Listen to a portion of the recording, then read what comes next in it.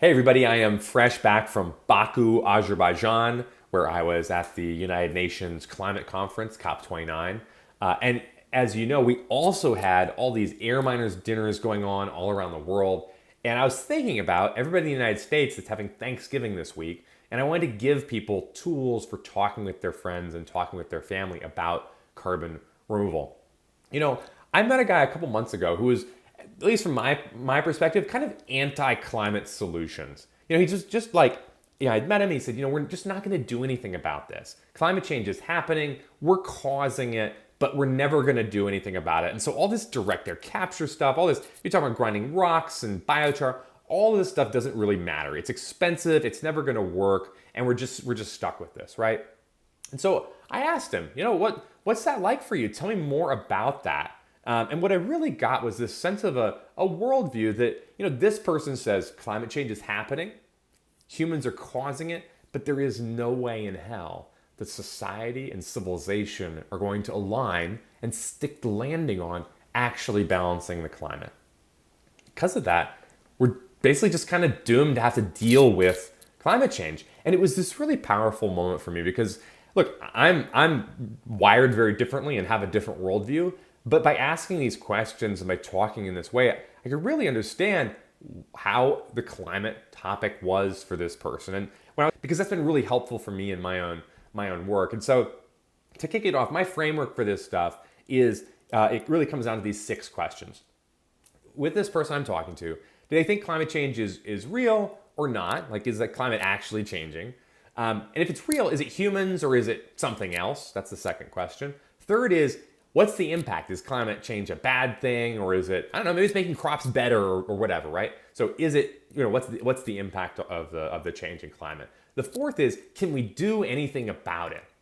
Right? Is this something we can solve for? Or if it's something that we can't, then maybe we're just stuck with it. We should be working on something else. Fifth is decarbonization alone enough to get there, right? Solar, wind, reductions, is that alone going to get there? And then 6 is carbon removal part of the solution, right? How much carbon do we need? What types of carbon removal we need? So those are the 6 points.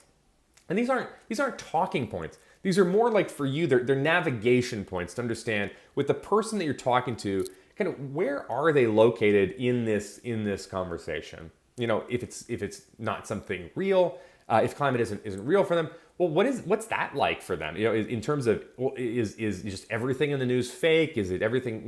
Where is that? Where is that happening for them?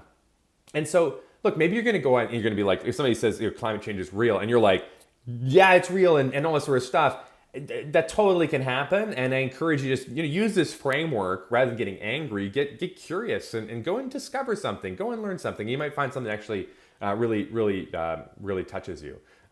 Even coming back from COP29, that's how I'm using this stuff, right? I mean, sure, at COP29, there's not many people that are like, climate change isn't happening, but I do find that a lot of people fall into the camp of decarbonization. It's not going to really happen, and so really we should just kind of brace for impact and become more resilient. Can we do anything about it? Is decarbonization enough? And is carbon removal part of the solution? And on that last one, is carbon removal part of the solution? I do have 2 recent points that I wanted to share. One was, this concept that sometimes a lot of people actually have heard of direct air capture, but then they think, well, that's the only type of carbon removal, and maybe they have some objections to it. And because of that, then they end up saying carbon removal itself is bad. And so this is an article from the Wall Street Journal last week. This is Startups Fuel Ways to Remove Carbon. And this covers the whole jungle of different carbon removal solutions, right? The oceans, biochar, enhanced rock weathering, also direct air capture. But really for that conversation, there are so many different ways to remove carbon from the sky. One of the other concerns about carbon removal is that, is it just about the carbon? Is it having these other impacts? For that, I mean, you all saw the Carbon Run coverage on the front page of the New York Times talking about carbon removal alongside improving rivers, making rivers healthier for fish and for fishing. This is another conversation or another kind of point you can talk around is, carbon removal as part of what these solutions are working on, but also having other environmental benefits in addition to taking carbon from the sky. So I'd love to hear from you the day after Thanksgiving. Hit me up. Tell me about the person you talked to. Where were they in this framework, or at least kind of where did you have a difference of opinion on them, and what did you on that, and what did you discover in that conversation? And so really appreciate everybody who's going to engage in these conversations over Thanksgiving, and would love looking forward to hearing what you discover.